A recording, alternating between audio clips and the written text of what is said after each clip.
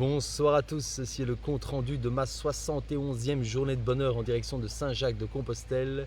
Hier nous étions le lundi 14 août, je suis parti de Iglesias pour me rendre jusqu'à Boadilla del Camino pour un total de 34 km. Alors hier était ma 71e journée de bonheur certes, mais c'était également ma 71e journée sans me raser.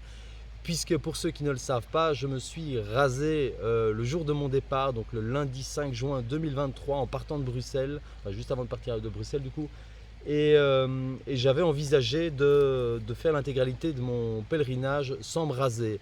Jusqu'à aujourd'hui ça a tenu, mais je me laisse tout droit de changer cela si à un moment ça me prend l'envie. Quoi qu'il en soit, j'ai un petit secret, régulièrement je me donne un petit coup de rasoir sur les joues pour ne pas avoir l'air trop négligé, et à l'aide du petit ciseau de mon couteau suisse, je me rase la partie inférieure de la moustache pour éviter d'avoir des poils dans la bouche, parce que ça c'est excessivement désagréable. Le résultat en image, je crois que ça va encore, ça fait pas trop négligé, en tout cas ça me donne une belle allure de pèlerin sur les chemins de Compostelle en Espagne. Blague à part, hier la journée était sur le thème de la solitude. Ça fait d'ailleurs plusieurs jours puisque j'ai repris un rythme de marche, mais aussi un rythme de vie qui est beaucoup plus proche de ce que j'ai vécu en France sur la voie de Vézelay, à savoir que je bivouaque un maximum, je ne vais pas dans les auberges pour l'instant. Je fais mes plans à ma façon, c'est-à-dire qu'il n'y a pas de plan. Si j'ai envie de commencer de marcher à 7h, je commence à marcher à 7h. Si j'ai envie de commencer de marcher à 10h30, je commence à marcher à 10h30. À la fin de la journée, j'ai fait les kilomètres que j'avais envie de faire, je fais plein de pauses, parfois je finis de marcher très tard, parfois je finis un peu plus tôt. Vous l'aurez compris, il n'y a aucune structure et ça me plaît comme ça, c'est en fonction des envies du moment, en fonction de mon ressenti, et j'aime beaucoup ça. Alors hier matin, je me suis donc réveillé à Iglesias sur mon petit lieu de bivouac. Alors j'insiste, un bivouac à l'espagnol, puisqu'un bivouac à l'espagnol, ça veut dire sans abri. Si vous avez une tente, c'est considéré comme du camping sauvage.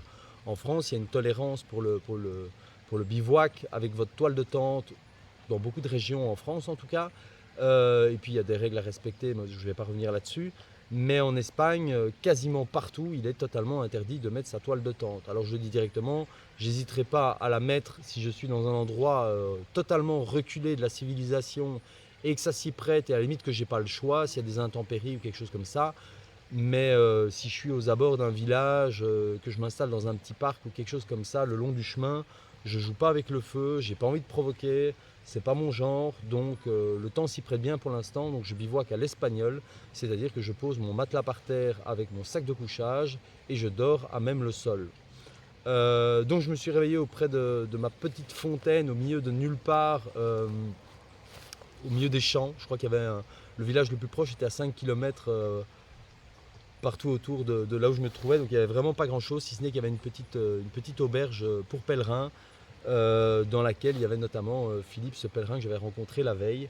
Mais lui est sans doute parti très tôt au matin, et moi j'ai fait une grasse matinée, je me suis levé à 7h du matin. Alors je me suis levé, j'ai marché 5 km dans mon désert de cailloux pour me retrouver dans le premier petit village, et j'ai été me boire de manière très surprenante un petit café sur une terrasse.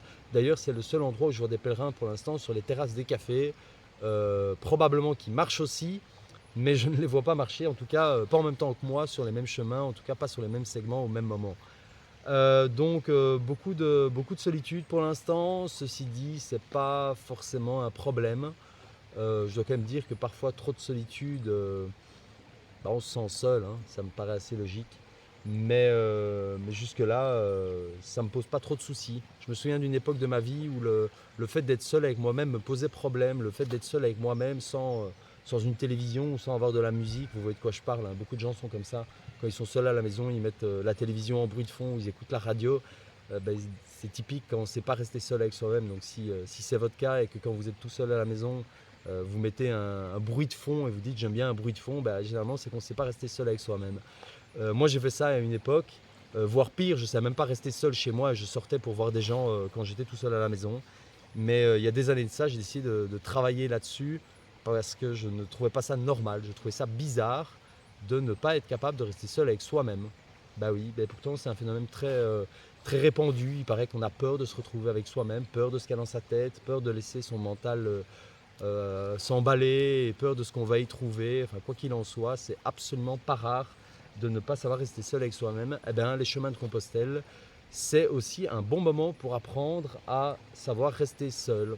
Bon, dans mon cas, j'ai l'habitude, mais même en ayant l'habitude, je dois vous dire que parfois, quand vous êtes seul comme ça pendant des heures, pendant des kilomètres de marche, pendant des jours, ça fait quand même un peu bizarre et vous n'êtes pas mécontent d'échanger 2-3 mots avec quelqu'un, même si c'est en espagnol, puisque je pratique l'espagnol de manière régulière. J'ai appris à commander mon café et à demander où étaient les toilettes. C'est un bon début. Euh, Ceci étant dit, donc une journée sur le thème de la solitude, des longues marches dans les cailloux, ça j'ai déjà dit, ça fait plusieurs jours que c'est un peu pareil.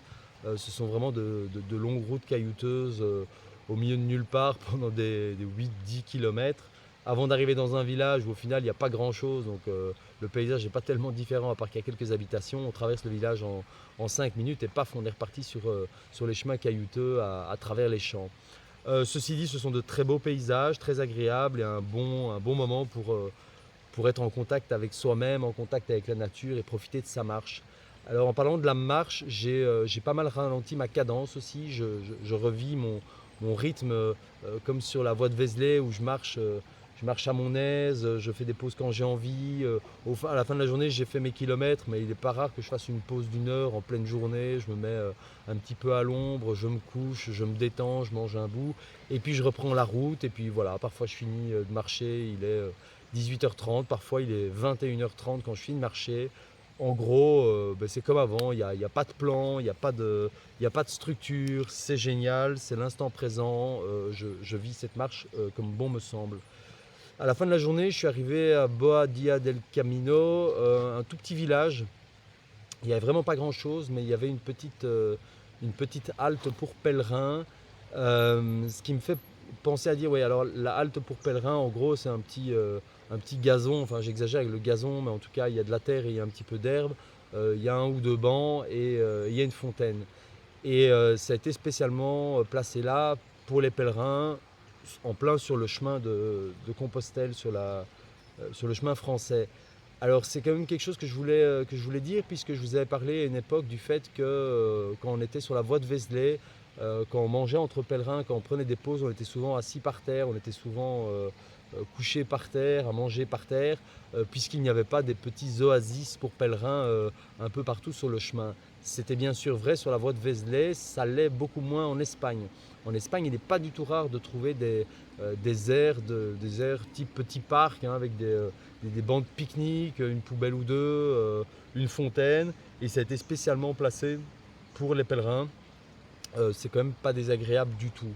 Du coup, quand je suis arrivé à Iglesias, à Boadilla del Camino, pardon, je me suis arrêté à une halte comme ça, il était 20h, 20h30. J'avais décidé d'arrêter ma journée, donc au bout de 34 km, c'était déjà pas mal du tout. Il commençait à être tard. J'avoue que j'ai hésité à sortir ma toile de tente. J'avais envie de dormir sans le vent sur moi, j'avais envie de dormir dans ma tente, mais j'ai décidé de ne pas jouer avec le feu. J'étais quand même dans un village. Honnêtement, je pense même pas qu'on viendrait m'ennuyer pour cette tente, d'autant que je m'installe toujours à des coins où il y a vraiment personne pour ainsi dire. Quand je vais dormir, il fait noir et quand je me réveille, il fait en général encore noir aussi. Mais j'ai quand même décidé de ne pas jouer avec le feu. Du coup, je fais mon bivouac à l'espagnol et j'ai encore dormi à la belle étoile, sur mon matelas, avec mon sac de couchage, à même le sol. J'ai relativement bien dormi, voire même très très bien dormi. Il y avait beaucoup de vent, mais je sais pas, il m'a bercé ce vent, c'était très agréable. J'ai passé une extrêmement bonne nuit. Voilà, pas tellement plus à raconter sur la journée d'hier. Une distance qui me rapproche tout doucement de Léon. Alors les roues de Jack, c'est de pire en pire. J'ai vraiment bien fait de commander des nouvelles roues. Je commence même à me demander si ça va tenir jusqu'à Léon. Je pense bien, mais franchement, j'irai pas jusqu'à Santiago avec ça, je suis quasiment sûr. Donc je croise les doigts pour que mes roues arrivent bien à Léon fin de semaine, au plus tard début de semaine prochaine, je pense à lundi. Et moi, je me rapproche petit à petit de Léon, mon objectif étant d'être là-bas, pas vendredi ou samedi, quelque chose comme ça, pour aller me poser au camping 1 ou 2 nuits. Jusque-là, le plan se passe bien. Pour les roues, on verra quand je serai sur place. Aujourd'hui, j'avais prévu de faire une petite marche. Par contre, parce que je vous ai dit, j'ai ressenti pas mal de fatigue avant-hier. Hier, la marche s'est très bien passée, mais je sens au fond de moi que le corps commence Le corps commence à fatiguer un petit peu. Il n'y a toujours pas de douleur, il n'y a pas de problème en soi. Mais là, la distance parcourue est quand même grande. Ça fait vraiment longtemps que j'ai pas fait une journée complète de pause. Du coup, je sens vraiment que mon corps a besoin de repos. Donc j'essaie vraiment de le ménager ces jours-ci. Et donc j'avais prévu aujourd'hui de faire un petit peu moins de kilomètres. Et je vous dirai demain ce qu'il en est réellement. Quoi qu'il en soit, voilà, je crois que c'est tout ce que je voulais vous raconter pour aujourd'hui.